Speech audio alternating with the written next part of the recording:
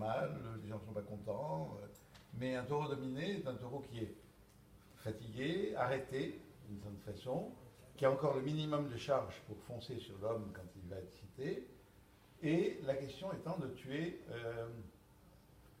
honnêtement. Alors, oui,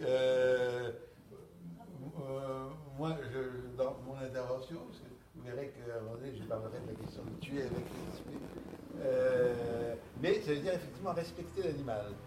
C'est-à-dire, pas l'assassiner, mais le tuer vraiment en prenant là, peut-être le plus grand risque, puisqu'il s'agit de faire charger l'animal, et à un moment donné, on ne le voit plus.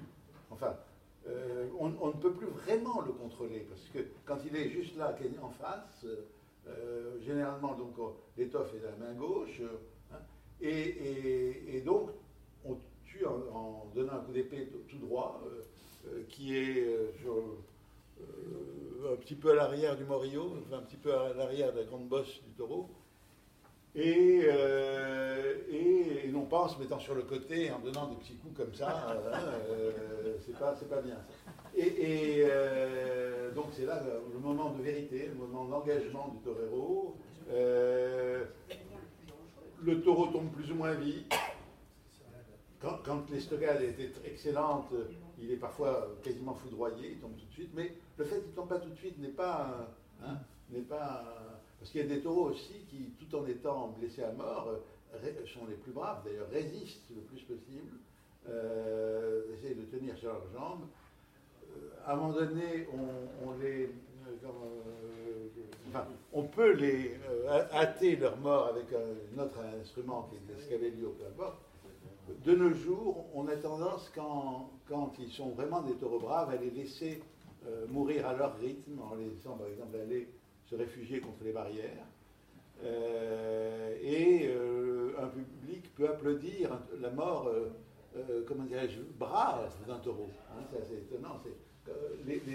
Et c'est surtout vrai pour les aficionados. Les autres, ils préféraient qu'on l'achève vite fait, mais pour moi, bon, bien sûr, dans des limites raisonnables, mais le laisser mourir à son rythme, c'est important. Voilà. Je ne sais pas qu'est-ce qu'on peut dire de plus sur les stockages. Oui, mais donc c'est vrai que ce moment qu'on appelle le moment de la vérité, c'est très risqué pour les toreros s'ils le font vraiment dans les règles. Parce qu'effectivement, ils perdent de vue. C'est un geste technique très compliqué, pas du tout naturel, hein, puisque d'un côté, il faut mettre la main, faire partir le taureau d'un côté, et puis il faut passer par-dessus en sautant un peu et planter au bon endroit, ce qui est vraiment pas évident. Enfin, Donc il y a eu des grands toreros souvent qui étaient en même temps d'assez mauvais matadors ou pas très réguliers, etc.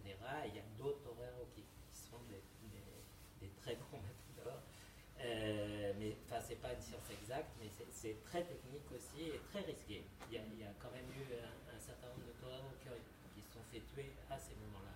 Et où souvent on peut voir des accidents des toreros encornés au moment de la mise à mort. Donc Alors, qui conclut vraiment tout ça, mais peut-être avec une exigence de vérité, effectivement, qui est la clé quand même de la corrida.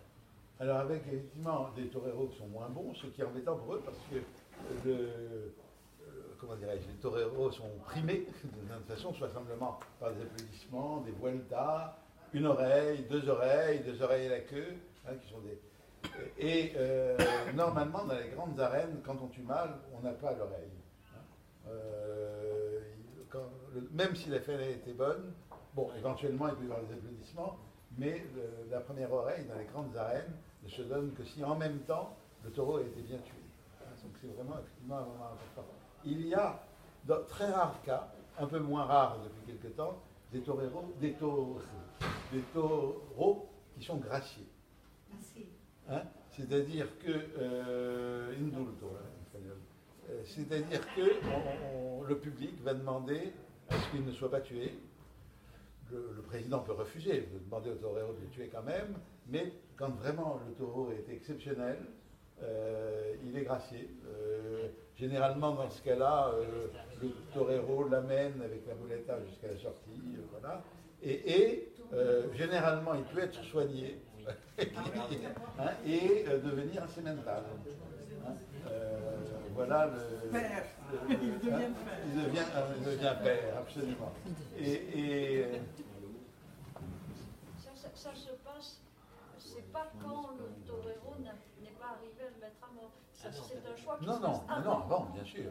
Une fois qu'on a commencé à le mettre à mort, on le tue. Non, mais ça peut, si le